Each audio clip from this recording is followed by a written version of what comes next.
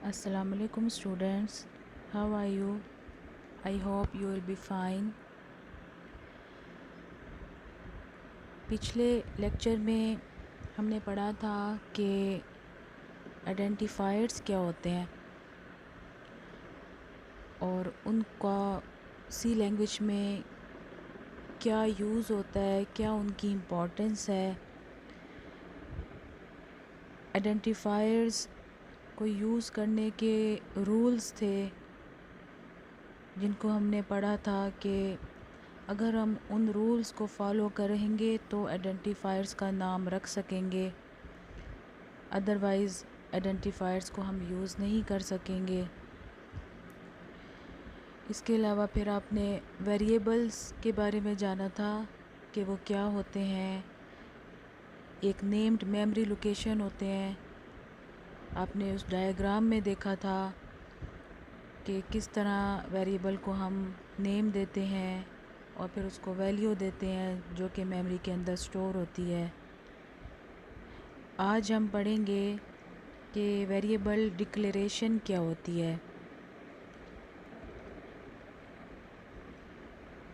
The process of specifying the variable name and its type is called variable declaration. Variable को नाम देना और उसकी टाइप का बताना, ये चीज़ वेरिएबल डिक्लेरेशन कहलाती है। हर वेरिएबल किसी न किसी ख़ास टाइप का होता है, उसकी एक स्पेसिफ़िक डाटा टाइप होती है और जब तक हम वो टाइप नहीं बताएंगे वेरिएबल हमारे लिए यूज़लेस है। कंपाइलर के लिए आइडेंटिफाई करना मुश्किल होता है कि ये क्या है, इसकी टाइप क्या है, तो वो एरर जनरेट कर देता है। इसलिए वेरिएबल को जब भी नाम देते हैं तो उसके साथ डाटा टाइप ज़रूर बताते हैं जो कि इसकी वेरिएबल की डिक्लेरेशन कहलाती है। A program can have as many variables as needed. एक प्रोग्राम में हम जितने मर्ज़ी वेरिएबल्स लेना चाहें हम ले सकते हैं। जिस तरह मैथ की कैलकुलेशंस में हम वेरिएबल्स लेते हैं, तो जितनी हमें रिक्वायरमेंट होती है हम उतने ऐड करते जाते हैं। बिल्कुल उसी तरह एक प्रोग्राम में भी हम वेरिएबल को स्टार्ट में या जब भी उसकी ज़रूरत होती है हम उसको यूज़ कर सकते हैं। C is a strongly typed language. It means that all variables must be declared before they are used in the program. Strongly typed language का क्या मतलब है कि तमाम वेरिएबल्स अगर हमने लैंग्वेज में सी लैंग्वेज में यूज़ करने हैं तो वो शुरू में डिक्लेयर हुए हुए हों, उनकी डिक्लेरेशन हुई हुई हो। अगर हम उनको डिक्लेयर नहीं करेंगे और ऐसे ही यूज़ करेंगे तो हमारा प्रोग्राम एरर जनरेट करेगा। A variable can be declared anywhere in the program before its use. जब भी इसको यूज़ करना है वेरिएबल को अपने प्रोग्राम में तो यूज़ से पहले उसकी डिक्लेरेशन ज़रूर हुई हुई हो।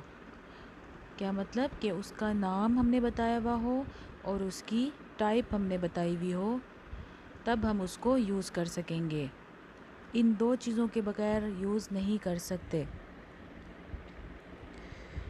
The variable declaration provides information to the compiler about the variable.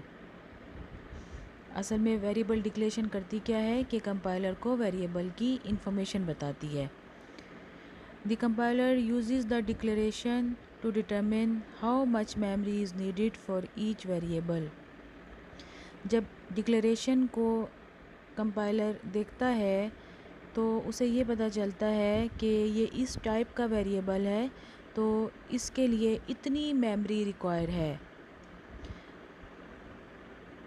जैसे अगर हमने नंबर टाइप का वेरिएबल लेना है, नंबर के लिए हम इंटीजर टाइप यूज़ करते हैं, इंटीजर डाटा टाइप। तो उसके लिए जो है हमें मेमोरी में 2 बाइट्स रिक्वायर होंगे। अगर हमने कोई करैक्टर टाइप का वेरिएबल यूज़ करना है तो उसके लिए मेमोरी में 1 बाइट रिक्वायर होगा। तो ये चीज़ कंपाइलर को बताती है कि मेमोरी कितनी रिज़र्व करनी है। Different types of data require different amount of memory. जिस तरह मैंने बताया कि इंटीजर वेरिएबल है, करैक्टर वेरिएबल है, दोनों की मेमोरी रिक्वायरमेंट डिफरेंट है। The required number of bytes is allocated when a variable is declared. जिस भी किस्म का वेरिएबल डिक्लेयर होगा तो उसी की टाइप की जो मेमोरी रिक्वायरमेंट होगी वो रिज़र्व हो जाएगी। For example an int variable, int मतलब integer variable requires 2 bytes whereas a character variable requires 1 bite.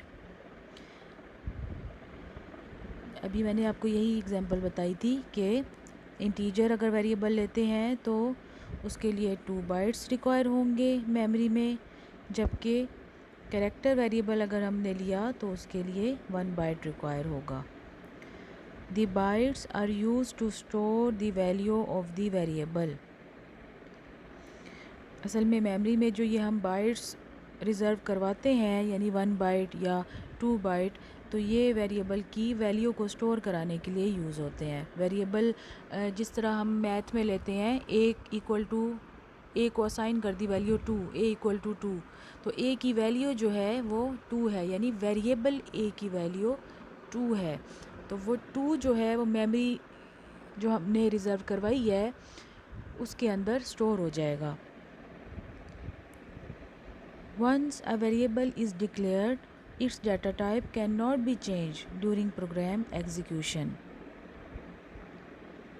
अगर वेरिएबल हमने एक दफ़ा डिक्लेयर कर दिया तो उसकी डाटा टाइप चेंज नहीं होगी पूरे के पूरे प्रोग्राम की एग्जीक्यूशन के दौरान। अगर इंटीजर लिया है तो वो हमेशा इंटीजर ही रहेगा, उसमें हम करैक्टर वैल्यू स्टोर नहीं करवा सकेंगे। अगर हमने करैक्टर वेरिएबल लिया है तो वो हमेशा करैक्टर ही रहेगा, उसमें हम नंबर वैल्यू स्टोर नहीं करवा सकेंगे।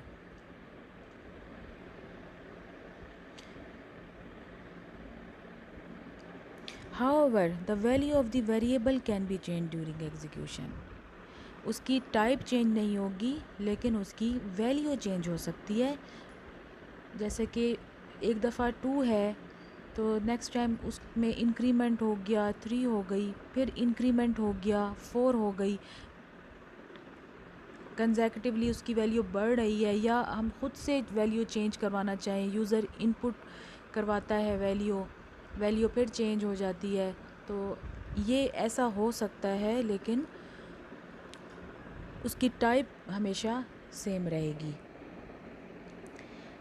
सिंटैक्स क्या होता है कि वेरिएबल को हम किस तरह से डिक्लेयर करते हैं, तो क्या तरीका, क्या रूल फॉलो किया जाता है। जैसा कि यहाँ पे लिखा हुआ है डाटा टाइप और फिर वेरिएबल का नेम और फिर सेमी कॉलन। तो ये इसका सिंटैक्स है किसी भी वेरिएबल को डिक्लेयर कराने का।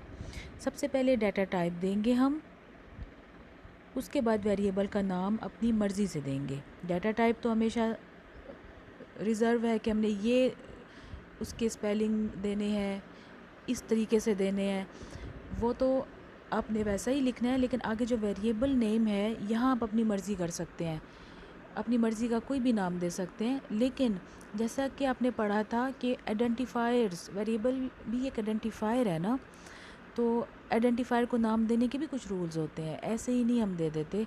तो वेरिएबल को भी नाम देने के रूल्स होते हैं, देंगे अपनी मर्ज़ी से आप, लेकिन रूल्स को फॉलो करते हुए। Data type indicates type of data that can be stored in variable, और variable name refers to the memory location of the variable। ठीक है,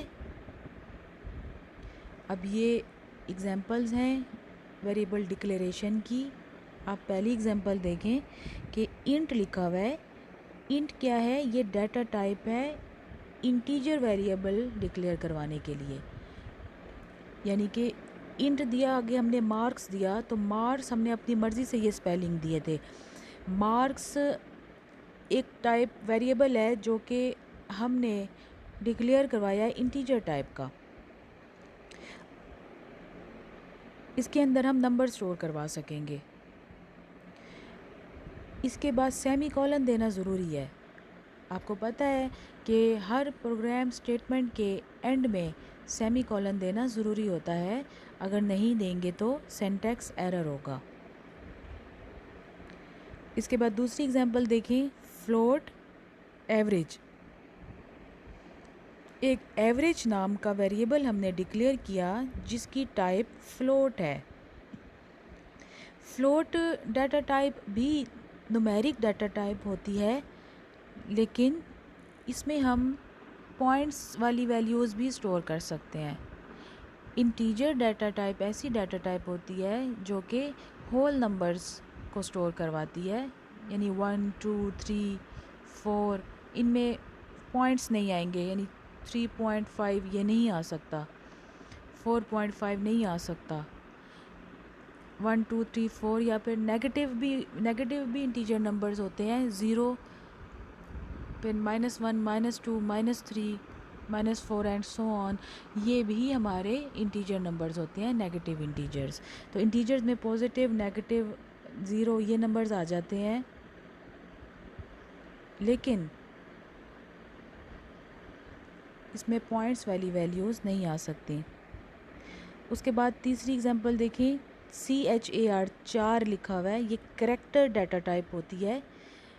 तो हमने ग्रेड नाम का वेरिएबल डिक्लेयर करवाया करैक्टर टाइप का। इसका क्या मतलब है कि ग्रेड जो है ये करैक्टर वैल्यूज़ को स्टोर कर सकेगा, नंबर्स को नहीं कर सकेगा। उसके बाद आता है डबल और सैलरी। डबल जो है ये भी फ्लोट टाइप का ही है, लेकिन इसकी रेंज बहुत ज़्यादा है, यानी कि बहुत बड़े नंबरों को भी ये स्टोर करवा लेता है। तो हमने डबल टाइप की एक वेरिएबल डिक्लेयर करवाया जिसका नाम है सैलरी, और एंड में सेमीकोलन सबके दिया हुआ है। इसका क्या मतलब है कि हमने 4 डिफरेंट टाइप के वेरिएबल्स डिक्लेयर करवाए हैं, मार्क्स, एवरेज, ग्रेड और salary. In the above examples, int, float, char and double are keywords that indicate data types। ये कीवर्ड्स हैं जो कि डाटा टाइप को शो कर रहे हैं कि ये डाटा टाइप हैं, और इनको आपने ऐसा ही लिखना है, इनकी स्पेलिंग बिल्कुल ऐसे ही लिखनी है। The words marks, average, grade and salary are variable names. ये वेरिएबल के नेम्स हैं जो कि आपने अपनी मर्ज़ी से दिए हैं। Many variables of same data type can also be declared in single line। हम एक जैसी टाइप की जो वेरिएबल्स हम डिक्लेयर करवाते हैं, अगर एक से ज़्यादा करवाना चाहते हैं और उनकी टाइप एक जैसी हो तो हम एक ही लाइन में भी लिख सकते हैं। Each variable name is separated by comma as follows. नीचे देखें एग्जांपल कि इंट है, ABC और कोमा इनके बीच में है, यानी हमने 3 वेरिएबल्स डिक्लेयर करवा दिए हैं जो कि इंटीजर टाइप के हैं। क्लियर है? आगे चलें। वेरिएबल डिक्लेरेशन के बाद आती है वेरिएबल इनिशियलाइजेशन। वेरिएबल इनिशियलाइजेशन क्या होती है? The process of assigning a value to a variable at the time of declaration is known as variable initialization। कि किसी भी वेरिएबल को वैल्यू असाइन कर देना डिक्लेरेशन के टाइम पे। जब हम डिक्लेरेशन कर रहे हैं, वेरिएबल को डिक्लेयर करवा रहे हैं, तो उसी वक्त उसको वैल्यू भी दे देना, ये चीज़ कहलाती है variable initialization. The equal sign is use to initialize a variable. उसके लिए हम इक्वल का साइन यूज़ करते हैं। मैथ का अगर आप याद करें कि जब हम a इक्वल टू 2 कर रहे हैं तो 2 हम a को असाइन कर रहे होते हैं, तो असल में हम a को 2 वैल्यू इनिशियलाइज़ करवा रहे होते हैं।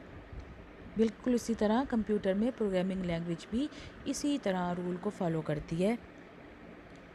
Variable name is written on left side and the value is written on the right side of equal sign. Variable बिल्कुल उसी तरह मैथ में अगर आप देखें कि वेरिएबल हमारा लेफ़्ट साइड पे होता है और जो वैल्यू हम उसको असाइन कर रहे होते हैं वो राइट साइड पे होती है इक्वल साइन के।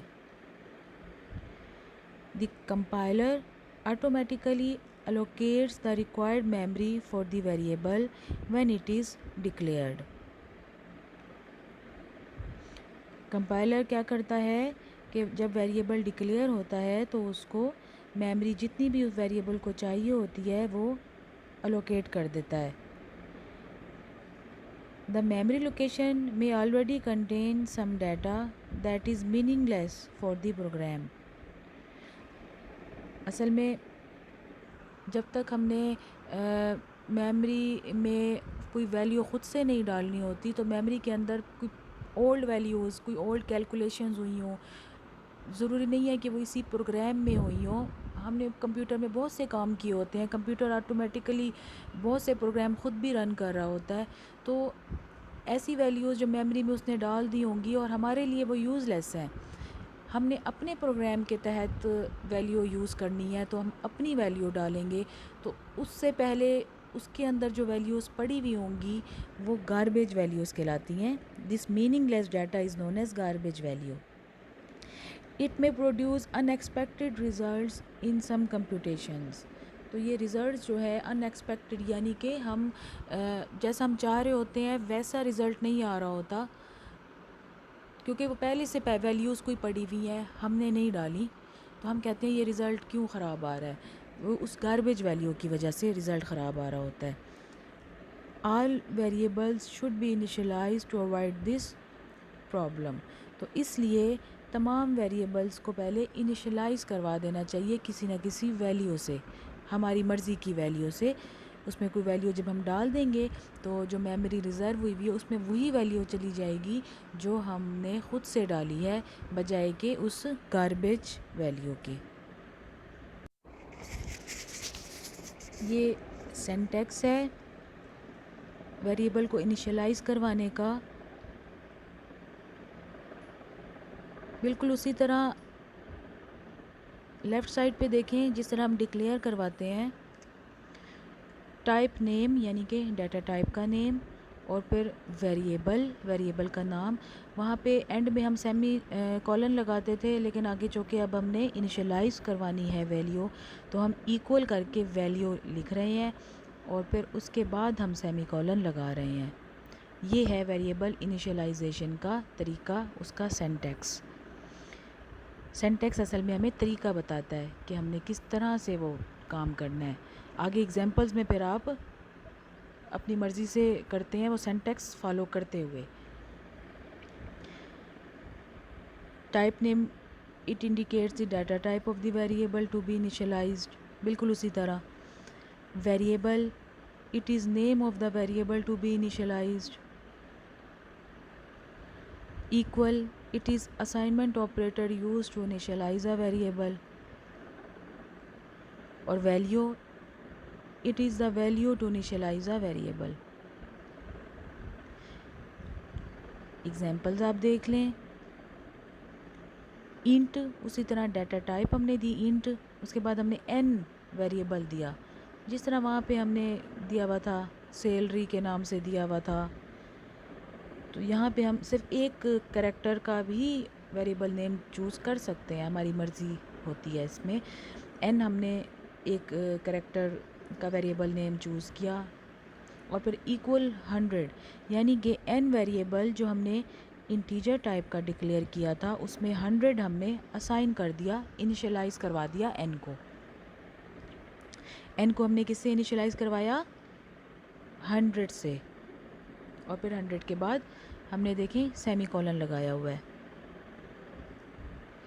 दूसरी एग्जांपल देखें, एक वेरिएबल x हमने डिक्लेयर करवाया इंटीजर टाइप का और उसको 50 से इनिशियलाइज करवा दिया, और उसी लाइन में दूसरा वेरिएबल y हमने डिक्लेयर करवाया, वो भी चूँकि उसी लाइन में है तो वो इंटीजर टाइप का ही है, और उसको हमने 75 से इनिशियलाइज करवा दिया।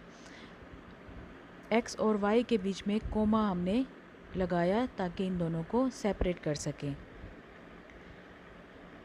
तीसरी एग्जांपल देखें, फ्लोट एवरेज, यानी कि एक वेरिएबल एवरेज हमने डिक्लेयर करवाया फ्लोट टाइप का, जिसको हमने 50.73 से इनिशियलाइज करवा दिया।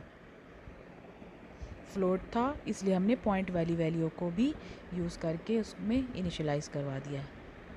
फ्लोट में हम इंटीजर वैल्यू भी डाल सकते हैं, यानी सिर्फ 50 भी हम डाल सकते हैं।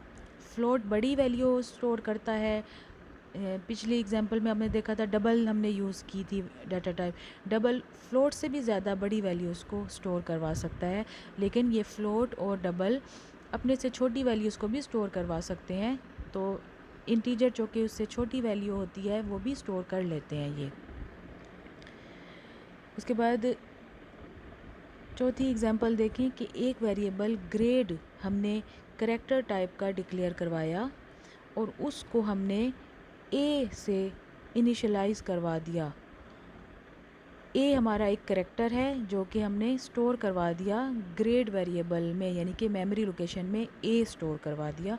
और जब भी करैक्टर को हम स्टोर करवाते हैं तो उसको सिंगल कोट्स के अंदर लिखते हैं, जैसे कि आप देख रहे हैं ए को सिंगल कोट्स के अंदर लिखा हुआ है, और फिर एंड में आप देखें बिल्कुल उसी तरह सेमी कॉलन लगाया हुआ है। आज तक के लिए इतना लेक्चर काफ़ी है। वेरिएबल्स को किस तरह से हम डिक्लेयर करते हैं और इनिशियलाइज़ करते हैं, आप इसको अच्छी तरह से समझें, और कोई चीज़ अगर समझ नहीं आती तो आप मुझे कमेंट करें। कल तक के लिए अल्लाह हाफिज़।